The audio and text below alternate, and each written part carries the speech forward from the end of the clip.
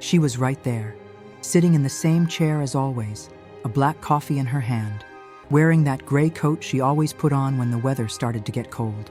The clinking of cups, the muffled sound of conversations in the background, and that smell of buttered toast burning on the old coffee shop griddle. It was all so familiar, so automatic, as if every day was a rerun. But on that day, something was different. And the painful part was that I only realized it when it was too late. My name is Livia, I'm 32, and this is the story of how I lost the love of my life without ever having the courage to admit I loved her too. We met in college, journalism school, two students with completely different worldviews. She was intense, inquisitive, passionate about conflicts and social causes. Me? I was an observer, insecure, always looking for a safe middle ground where I could hide. Carol wasn't just beautiful. She had an energy that could shift the entire mood of a room. People were naturally drawn to her, and I was one of them. But unlike everyone else, I never managed to leave. Even after we graduated, even when life set us on different paths, she stayed with me. And I kept pretending it was just a friendship. We'd see each other from time to time. Coffee shops, cafes, museums, festivals. We had that kind of quiet connection that didn't need grand gestures. But what I didn't realize was that, even in the silence, she was screaming for me. She showed it in her actions, in her invitations, in little phrases that went unnoticed by a mind hiding behind fear. The way she'd touch my shoulder when she laughed at something stupid I said. The way she'd wait for me to finish texting, then look me in the eye and say, "You look like you're in another world. Come over to mine?" That was more than friendship. But I only saw the obvious when it was convenient for me. And back then, what was convenient was running away. On that specific day, the one at the coffee shop, Carol seemed restless. She was fidgeting with her purse strap, drumming her fingers on the rim of her cup. "We need to talk," she said. My stomach dropped, because despite all our meetings, there was a chasm between us, a chasm built from my doubts, my silences, my let-it-go attitude. She took a deep breath and said, "Have you ever wondered why I insist on seeing you so much?" I couldn't answer. I just stared into her eyes, which were shining as if they were both on fire and about to be extinguished at the same time. And that's when she said it. "Livia, I loved you. For years. And maybe I still do. But you never really saw me." I froze. My ears were ringing. Time stood still. It was as if everything that had always been right in front of me finally came with subtitles. And it was true. I had never really seen Carol. Or rather, I had forbidden myself from seeing her with my heart. Out of fear of discovering myself, of admitting to something I didn't know how to name back then. I thought it was just admiration, a rare connection, something special, but not love. And now, hearing her speak with that raw pain in her voice, with that hidden goodbye in her eyes, I understood. It was too late. Have you ever felt like you lost something you never had the courage to hold on to? That you let a chance slip away because you thought it would always be there? I felt that in that instant. A knot in my chest. A suffocating regret. The woman who had loved me in silence, who had waited for me, who had chosen me so many times, was now leaving with a broken heart. And all because I was afraid. Afraid of myself, of what people would say, of what I myself might feel. Afraid to look inside and find a truth that had been screaming for years. Today, I tell this story with a catch in my voice. Because there are some things you only understand when you lose them. And there are loves so rare they deserve to have been lived with courage. If you've ever felt something similar, if you've ever let someone go because you were afraid to face your feelings, write about it in the comments. Because maybe, just like me, you need to get that pain off your chest. And if this story touched you in some way, if you saw yourself in me or in her, subscribe to the channel. Because there are a lot of people out there feeling everything we felt. And maybe together, we can learn to love before it's too late. After that day at the coffee shop, I found myself wandering the streets of São Paulo like someone who'd missed a train that would never come again. The sky was overcast, as if even it understood the storm cloud forming inside me. Every step was a memory. The touch of her hands when she offered me her coat in the cold. The way she'd laugh out of the corner of her mouth when she found my insecurities amusing. The sound of her voice saying my name like someone calling a person back home. And now all of it was just an echo. A painful echo. The kind that hits you again and again, as if life wanted to make sure I would never forget. For weeks, I replayed that conversation, word for word, trying to find a crack, a window that was still slightly open. But deep down, I knew. Carol wasn't the type to speak on impulse. If she said she had loved me, it was because she had held that feeling inside her for far too long. And if she said she was tired, it was because she had already broken into pieces for me more times than I could count. And the cruelest part of it all? I only realized it afterward, when there were no more meetings, no more coffees, no more late-night texts. Her silence began to scream louder than any declaration ever could. That's when I started rereading our old conversations. Messages full of affection, random emojis like little bids for attention, phrases I had ignored because I didn't know how to interpret them. I hated myself for it, for being so blind, for being afraid to love a woman who, deep down, I had always loved too. I just didn't know how to admit it. I grew up in a house where that kind of love was swept under the rug, where being different was synonymous with loneliness. I chose to hide, to stay quiet, to pretend that what I felt was just an exaggeration of my own neediness. But Carol saw it. She always saw it. And she waited, hoping that one day I would find my courage too. One night, after 2 glasses of wine, I worked up the nerve and called her. My heart felt like it was going to explode. It rang. Once. Twice. Nothing. Just as I was about to hang up, her voice answered, low, as if she knew exactly what was coming. Hi, Livia. Hi, Carol. Silence. Tense breathing. The kind of silence that cuts you. I tried to say something. Anything. But the words were stuck. Deep down, I wanted to ask her to come back, to tell her I loved her, that she wasn't alone in that feeling. That fear had paralyzed me, but I didn't want to live with this emptiness anymore. But before I could get any of it out, she sighed and said, "Don't do this to me again." It felt like a punch to the gut. It hurt more than any shout, more than any absence. Because in that instant, I realized she was protecting herself, and she was right too. I had hurt her, not with words, but with my absence, with my cowardice, with the silence I had nurtured for years. I didn't push. I just managed to apologize, even though I knew no words could fix what had been broken. And I hung up. I just sat there on the kitchen floor, surrounded by tears and memories, like someone who had just lost something too precious to be replaced. From that day on, I started to see myself differently in the mirror. I couldn't live in denial anymore. I couldn't pretend that what I felt was anything less than love. And it wasn't just love for her, it was love for myself too, for who I was, for the person I never had the courage to be. I started therapy, I went back to writing, something I had abandoned years ago, and I wrote about her, about us. Each piece was an attempt to rebuild something inside me, a bridge maybe. Not to go back to the past, but to move forward without hiding. A few weeks later, I found out from a mutual friend that Carol was moving. A new job in another city, a new life. And for the first time, I understood what it meant to let go. To let go of someone you love. Not out of surrender, but out of respect. Because I knew her time was now, and I was no longer a part of that chapter. I cried, but I also smiled.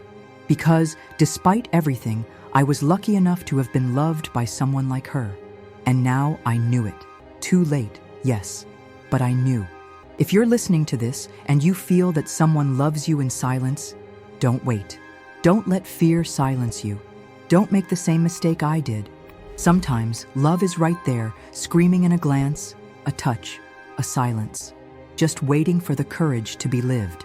Comment here if this story reminded you of someone, or if you've been through something like this. And tell me, have you ever realized something too late? The day she left is etched in my memory as if it were yesterday, even though it's been a few years now. I remember the gray sky, the light drizzle falling on the city's rooftops, and the muffled sound of my own footsteps as I walked toward the bookstore where we used to meet. Carol didn't know I was going there. In fact, nobody knew. I didn't even know myself until 5 minutes before. I just felt I needed to be in that place one last time, maybe to understand, maybe to say goodbye. The smell of coffee mixed with the scent of new pages still reminded me of her, and it was in that environment, so full of our memories, that I found something that broke me. Tucked between self-help books and brightly colored romance novels was an old, brown-covered notebook with a worn label stuck in the corner. Someone had left it behind. On impulse, I opened it, and there, on the first page, in a handwriting I would recognize even with my eyes closed, were the words, "For the woman who never realized I loved her. Maybe now you'll see." My heart raced. It was hers. And those pages, they were everything I had never heard. Unsent letters, guarded confessions, fears, desires, memories she had recorded as if she were speaking to me in silence. Every line cut through me. She described our meetings, our conversations, even the moments when I unknowingly ignored her. And on every page, there was one thing in common: love, pure, painful, patient, real. It was there, with trembling hands and tear-filled eyes, that I was certain. I had been loved with an intensity that few people have the privilege to experience, and I wasted it. Not out of malice, but out of fear, out of ignorance, out of not knowing how to handle something that was too real. And what hurt the most was realizing that even though I didn't reciprocate as she deserved, she never completely pushed me away. That wasn't just a notebook, it was a mirror, and in it I saw myself stripped of all excuses. For the first time, I faced myself completely. I found the woman I had hidden for so long, the woman who loves another woman, and that was okay. I went home clutching the notebook to my chest like a sacred relic. I read and reread every word for weeks. It was the only way to feel close to her. I no longer had the right to seek her out, not after so much silence, but it gave me a strange sense of peace, as if, even from a distance, she were still holding my hand. I started writing back, pages and pages of everything I never said. I asked for forgiveness. I declared my love. I confessed my fears, and I thanked her. I thanked her for loving me, even when I didn't know how to love back. Over time, I realized that sometimes loving also means letting go, and that not every love needs to be lived to be eternal. Some become eternal precisely because they were impossible, because they mark you deeply. They shape who you are. Carol was my mirror, my unspoken courage, my unlived chance, and yet her love transformed me. It made me see that life is too short not to be honest, that hiding what you feel is a crime against your own heart, and that sometimes, when you finally see the truth, it has already moved on. Today, years later, I talk about this with other women, women who also love in silence, who also feel shame, fear, guilt. I tell them my story so they can understand they are not alone, that loving another woman is beautiful, real, and needs to be lived without shame, because repressed love turns into trauma, and lived love turns into freedom. If you're listening to this and you feel something for someone, say it. Send a text, make a call, look them in the eye. Don't wait for time to pass, because sometimes, when we decide to chase after it, the other person has already learned to walk without us. This story is more than a memory. It's a reminder that love can heal, but it can also break, and that above all, it needs to be true, even if it hurts, even if it ends, because what remains is the truth of what was felt, and no one can take that away from you. If this story touched you, tell me in the comments. Have you ever experienced something similar? Have you ever regretted not saying what you felt? Write to me. Let's turn these pains into bridges. And if you want to hear more stories like this, more truths that we don't say out loud, subscribe to the channel. It helps me continue telling these stories and, who knows, heal more hearts like mine. Months after that discovery in the bookstore, something inside me still felt heavy. I carried on with my routine, with work, with the commitments that filled my days, but everything seemed to have lost its color. It was as if things had lost their original shine. What I felt wasn't sadness, it was absence. An absence that didn't scream, but whispered every day, In songs, in places I avoided, in scents that insisted on reminding me of her.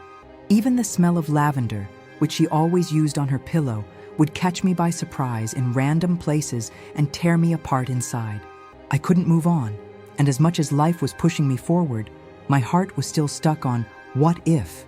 It was at that moment, almost like a nudge from fate, that I received an unexpected invitation.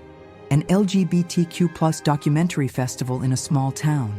A friend who knew my story had submitted my text as a first-person narrative, and it had been selected for a public reading. I froze. The idea of getting on a stage and telling everyone everything made me feel far too vulnerable. But maybe that was the point. Maybe I needed to bleed out loud to finally heal. I accepted. I rehearsed in the mirror every night, reading my own words as if they belonged to someone else. But every time I got to the part where she said, "I loved you, and you never saw me," my voice would break. The day arrived. The town was small, charming, the kind with cobblestone streets and cafes on every corner. The theater was intimate, lit by warm yellow lights that felt like an embrace. When they called my name to the stage, my legs felt weak, but I went. And as I read each sentence, each memory, each regret, I noticed the teary eyes in the audience. Women who looked at each other in silence, some holding a friend's hand, others with tears streaming down their faces. My story was their story too, and in that moment, for the first time, I felt understood, felt valid. After the reading, a woman approached me. She had dark hair pulled back and deep eyes. She hugged me and said, "Thank you. You spoke for me, and for her." I didn't know her story, but it didn't matter. That touched me deeply. I understood that loving and losing didn't make me weak. It made me human. And sharing that pain turned the wound into a bridge. From that day on, I dedicated myself to writing in a different way. It wasn't about me anymore. It was about all of us. All who had loved in silence. All who had been loved and hadn't seen it. I started a blog, then a YouTube channel, and then came the comments, the messages, the confessions. A woman wrote to me saying she heard my story and found the courage to admit her love for a childhood friend. Another said she finally understood why her friend had drifted away and that she went looking for her. I cried with every story. And it was in the midst of all this that I received a notification that made my heart stop for a few seconds. Carol started following you. I hadn't seen her since the day of that phone call. I didn't know where she was, what she was doing, if she had moved on with someone else. But seeing that name there, on my phone screen, made my chest vibrate in a strange way. It took me 2 days to respond. I wrote, deleted, rewrote. In the end, I just sent, "Thank you for teaching me how to love, even without words." She liked the message. That was it, but it was enough. It was as if she was saying, "I know, and I forgive you." I didn't expect anything more. She had followed her path, and in a way, I was following mine too. It was in that moment that I realized, sometimes loving is also accepting that time heals in silence, and that we don't need to go back to the past to validate what we felt. True love doesn't demand possession. It demands courage, and above all, presence. And I had been absent, but now I was present, for myself, for the others, for those who will yet love and be afraid. Today, I choose to love without hiding. I choose to speak before it's too late. I choose to look someone in the eyes and confess, even if I'm trembling. Because if there's one thing my history with Carol taught me, it's that it's not worth waiting for courage to show up. You have to create it, or else it never comes. If you felt something hearing this part of the story, comment below. Tell me if you've ever had a love that didn't have time to happen. If you had to let go of someone you only learned to love when it was already too late. Your story can help other women. It could heal someone right now. And if you haven't subscribed to the channel yet, please do. Here, we turn pain into courage and love into words. I wish I could say that, after that, life sorted itself out. That I found someone, lived a new love, and left Carol in the past as a beautiful memory. But the truth is, some people never leave you. They stay. Not as an active presence, but as a silence that fills a space. Like a musical note that echoes long after the song has ended. Carol was that for me, and she still is. I moved on. Yes, I rebuilt myself. I became more whole, but I never loved anyone the same way again. And not because I didn't try, but because certain loves shape you so profoundly that any other feels like an echo of them. Fragments of a truth you knew only once, but could never forget. Today, when I walk down certain streets, I still hope to run into her by chance. My heart races when I hear someone with the same laugh, and sometimes I dream, simple, silly, everyday dreams. The two of us cooking, laughing about some memory, her calling me distracted. I wake up with a warm emptiness in my chest, as if the dream had been real for a few seconds. And maybe, deep down, it was. Because loving someone isn't just about living with them. Sometimes it's about carrying them inside you, in every gesture, in every choice, in every change their love caused. Carol taught me how to feel, to look within, to speak up, and that has never left me. I once read that some people pass through our lives like quiet hurricanes. They mess everything up with silence, and when they leave, everything is different. Carol was my quiet hurricane. She showed me that loving another woman wasn't wrong, wasn't a sin, wasn't a deviation. It was love. And that love, when it's real, doesn't need to scream. It insists, it waits, and sometimes it leaves. But even then, it remains love. And that's what's left, the certainty that I was loved, and the pain of not having loved with the same courage. And if I tell this story today, it's not to open old wounds, it's to heal others. I've received hundreds of messages since I started sharing parts of this experience. And do you know what moves me the most? It's not the nice comments, the compliments, or even the similar stories. What touches me most are the women who write to me saying, "Today, I was able to talk to her." Or, "After your video, I understood what I've always felt." That makes it all worth it. Because if my pain can become strength for someone else, then it had a purpose. I didn't get to live that love, but it continues to give birth to others. In other bodies, other stories, other times. And that is so beautiful. One day, I received an anonymous message. It just said, "I always knew you loved me too, even if you never said it. And that was enough for me to forgive you." I never knew if it was her. I was never sure. But it didn't matter. Because those words sealed something inside of me. They closed a chapter. They brought me peace. A peace that isn't about having someone, but about having been true, even if it was late. And if there's one thing I carry with me today, it's this lesson. Be true. Even if it hurts. Even if it's hard. Because the truth, even when it wounds, sets you free. Maybe you, listening to this right now, also have someone kept in your heart. Someone who remains caught between what could have been and what never happened. And that's okay. Life doesn't always give us the ending we want, but sometimes it gives us what we need. If this story moved you, if it touched a sensitive part deep inside of you, write to me. Let's talk. That's the beauty of being here, together, sharing pains that, when divided, become healing. And if you want to hear more stories like this, subscribe to the channel. Here we don't pretend not to feel. Here we feel, and we live, before it's too late.